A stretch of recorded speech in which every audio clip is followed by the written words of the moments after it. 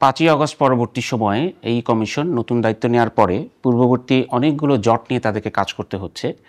44, 45, 46 এবং পরবর্তীতে যে অ্যাডভার্টাইজমেন্ট করা হয়েছে 47তম বিসিএস, এই সবগুলো বিসিএসকেই যাতে আমরা সুষ্ঠুভাবে সম্পন্ন করতে পারি সেই লক্ষ্যে আমরা কাজ করে যাচ্ছি। এবং সেটা করার জন্য একটা বড় অনুষঙ্গ হলো আমাদের ডিজিটাল ট্রান্সফরমেশন।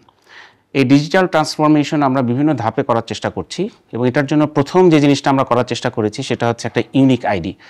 বহুদিন ধরেই এই জিনিসটা আলোচনা হচ্ছে যে আমাদের যে ক্যান্ডিডেটরা অ্যাপ্লিকেশন করেন, সেই অ্যাপ্লিকেশন করার সময় তাদের যদি একটা ইউনিক আইডি থাকে তাহলে তারা একটা পোর্টাল ব্যবহার করে মাল্টিপল অ্যাপ্লিকেশন করতে পারবেন এবং তাদেরকে বারবার একই জিনিস পূরণ করতে হবে না। তো ওই আঙ্গিকে আমরা ইউনিক আইডির প্রচলন করতে যাচ্ছি। 47 বিসিএসের অ্যাপ্লিকেশন থেকেই সেটা রিয়েলাইজ করা হবে এবং 48 বা তার তৎপরবর্তী যে বিসিএসগুলো আসবে সেখানে একই ক্যান্ডিডেট তার নিজস্ব পোর্টাল ব্যবহার করে নতুন করে অ্যাপ্লিকেশন করতে পারবেন। শুধু তাই না, তারা এই একই পোর্টাল ব্যবহার করে অর্থাৎ তার নিজস্ব ইউনিক আইডির সাহায্যে কিন্তু তারা তাদের ফলাফলও দেখতে পারবেন। বিধি সংক্রান্ত কিছু বাধ্যবাধকতার কারণে আমরা হয়তো এটা ইমিডিয়েটলি শুরু করতে পারছি না, কিন্তু অচিরেই আমাদের ক্যান্ডিডেটরা তাদের ইউনিক আইডির যে পোর্টাল সেটি ব্যবহার করে খুব সহজেই তাদের নম্বরগুলো জেনে যাবেন। ইউনিক আইডি ছাড়াও আমরা আরও যে জিনিসটা করার চেষ্টা করেছি সেটি হচ্ছে অনলাইন রেজাল্ট চেক।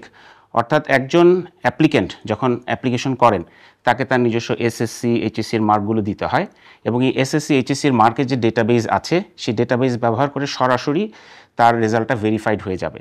এবং এই জিনিসটা আমরা আস্তে ধীরে বিশ্ববিদ্যালয় পর্যায়ে বা ডাক্তারদের ক্ষেত্রে এমবিবিএস পর্যায়ে নিয়ে যাব ইনশাআল্লাহ।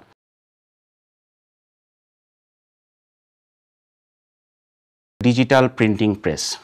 আপনারা জানেন যে কমিশনের অন্যদের উপর নির্ভরতা অনেক বেশি। আমাদেরকে যখন আমরা কোনো পরীক্ষা নিই সেই পরীক্ষার জন্য কেন্দ্রের জন্য নির্ভর করতে হয় আমাদের বিশ্ববিদ্যালয় কিংবা স্কুল কলেজ এসব জায়গায়। আমাদের প্রশ্ন ছাপানোর জন্য নির্ভর করতে হয় বিভিন্ন প্রেসের উপরে এবং এই নির্ভরতার কারণে আমাদের অনেকগুলো ভালনারেবিলিটি তৈরি হয়। প্রশ্ন ফাঁস সহ অনেক কথা সামনে এসেছে, অনেক ক্ষেত্রে এগুলোর প্রমাণও পাওয়া গেছে। সুতরাং কমিশনের একটা চিন্তাভাবনা এইরকম যে তার নিজস্ব ডিজিটাল প্রিন্টিং প্রেস থাকতে হবে এবং সেই লক্ষ্যে আমরা কাজ করে যাচ্ছি। আমাদের একটা প্রকল্প আছে, সেই প্রকল্প এখন অ্যাডভার্টাইজমেন্ট পর্যায়ে আছে, অর্থাৎ প্রকল্পের অ্যাডভার্টাইজমেন্ট করা হয়েছে এবং সেটার টেন্ডার ওপেনিং করা হয়ে গেছে। আমরা ইভ্যালুয়েশন পর্যায়ে আছি। আমরা আশা করছি খুব শীঘ্রই সেটার ওয়ার্ক অর্ডার দেওয়া হবে। ওয়ার্ক অর্ডার দেওয়াটা যদি সাকসেসফুল হয় তাহলে আগামী 6, 7, 8 মাসের মধ্যে আমরা হয়তো একটা ডিজিটাল প্রিন্টিং প্রেস পেয়ে যাব, যেটা আমাদের একটা স্বপ্নের মতো। এই সমস্ত ক্ষেত্রে যে ফান্ডিংটার প্রয়োজন হয় সেগুলো নিয়ে আমরা একটু সমস্যার মধ্যে আছি, তবে আস্তে ধীরে এই সমস্যাগুলো আমরা কাটিয়ে ওঠার চেষ্টা করছি।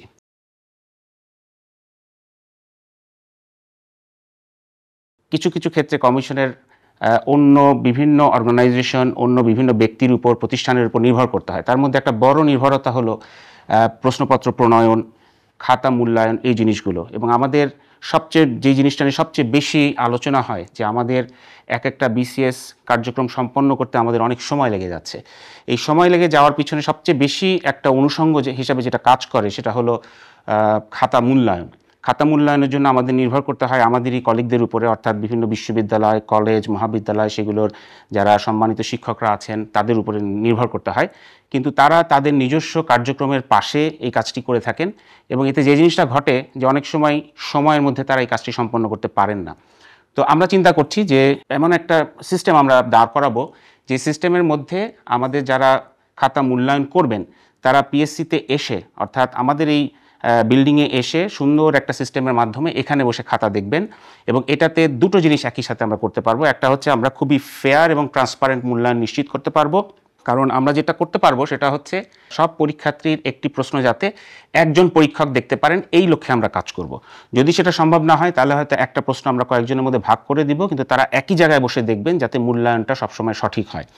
সার্কুলার এক্সাম সিস্টেম বলে আমরা এটিকে অভিহিত করছি। এই সার্কুলার এক্সাম সিস্টেমে আমরা রুব্রিক বেসড একটা মূল্যায়নের দিকে আমরা এগিয়ে যাচ্ছি, যেটার কারণে যেটা হবে যে প্রত্যেকে একটা রুব্রিক ফলো করে, অনুসরণ করে তারা মার্কিং করবেন। ফলে একাধিক পরীক্ষকের যে দরকারটা ছিল আমাদের সবসময়, যে একজন পরীক্ষক একটা খাতা যখন দেখেন, আরেকজন পরীক্ষক যখন ওই একই খাতা দেখেন, তারা দুজন দুভাবে মূল্যায়ন করেন। কিন্তু আমরা যদি রুব্রিক বেসড একটা মূল্যায়ন সিস্টেম তৈরি করতে পারি এই সার্কুলার এক্সাম সিস্টেমে, যেটা আমরা ইমপ্লিমেন্ট করব, সেক্ষেত্রে আমাদের হয়তো অনেক সময় দ্বিতীয় পরীক্ষকের প্রয়োজনই হবে না। সুতরাং এই জিনিসটা আমাদের সময় বাঁচাবে, আমাদের মূল্যায়নকে অনেক ট্রান্সপারেন্ট করবে এবং আমরা আস্তে আস্তে সেই দিকে এগিয়ে যাব যেটার লক্ষ্যে আমরা কাজ করছি, এফিসিয়েন্সি, ইন্টিগ্রিটি, মেরিটোক্রেসি এবং আমাদের শেষ আরেকটি যেটা সবসময় ছিল যে টাইমলিনেস, অর্থাৎ আমরা সবসময় খুবই সময়ের মধ্যে সব কিছু প্রসেস করতে পারবো।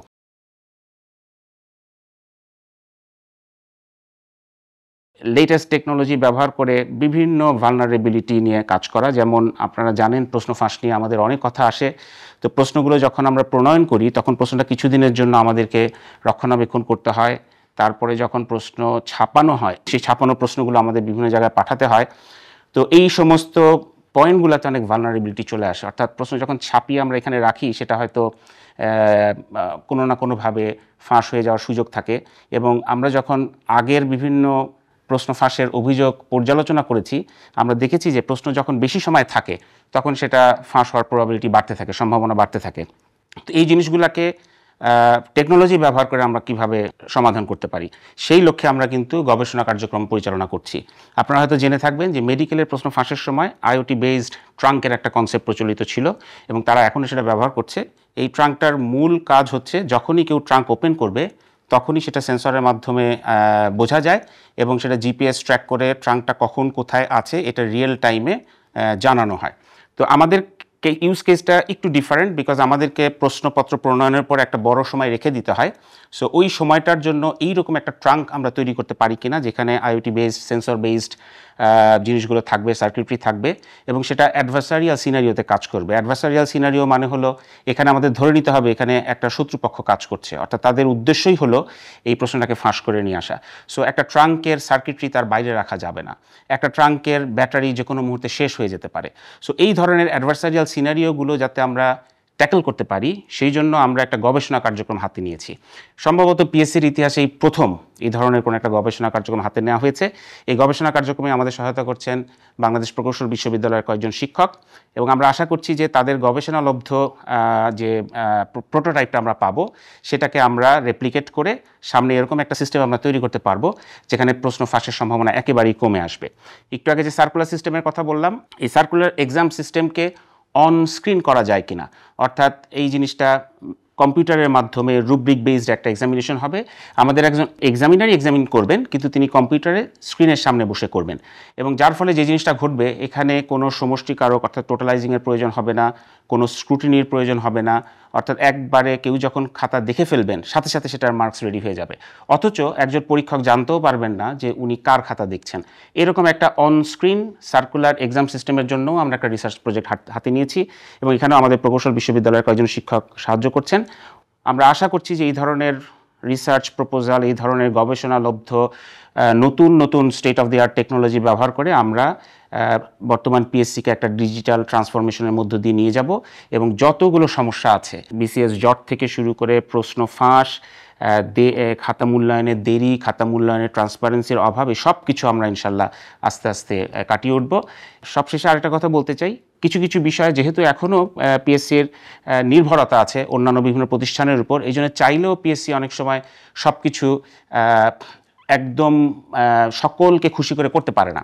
যেমন সম্প্রতি যে ঘটনাটি ঘটেছে যে আমরা 46তম বিসিএসের লিখিত পরীক্ষার একটা সময় নির্ধারণ করেছি, লিখিত পরীক্ষা অ্যাডভার্টাইজমেন্ট হয়ে গেছে, কিন্তু এতে হয়তো যেহেতু 44, 45, 46 এরকম 3টা বিসিএস একসাথে চলছে, এখানে কিছু কিছু প্রার্থীর ক্ষেত্রে কিছু সমস্যা তৈরি হতে পারে। কিন্তু আমাদের বুঝতে হবে যে সার্বিকভাবে সকল প্রার্থীর কথা চিন্তা করলে, অর্থাৎ জটটাকে যদি আমরা ছাড়িয়ে আনতে চাই তাহলে একটার পর একটা শেষ করা আসলে সম্ভব না। সুতরাং আমরা আমাদের ভাষায় এটাকে বলি ইন্টারলিভ করে আমরা যখনই সুযোগ পাবো তখনই এক একটা পরীক্ষা আমাদের নিয়ে নিতে হবে এবং সেই লক্ষ্যে আমরা কাজ করে যাচ্ছি, টেকনোলজি ব্যবহার করছি, সেই সাথে যতভাবে সম্ভব যে কোনো আমরা এগুলোকে আমাদের ভাষায় অ্যালগোরিদম বলে থাকি, যেই অ্যালগোরিদমে সবচেয়ে ভালো মতো কাজ করবে সেই অ্যালগোরিদম অ্যাপ্লাই করে দেশের স্বার্থে, প্রার্থীদের স্বার্থে, সর্বোপরি আমাদের সবার স্বার্থে আমরা কাজ এগিয়ে নিয়ে যেতে চাই এবং আপনাদের সকলের সহযোগিতা কাম্য।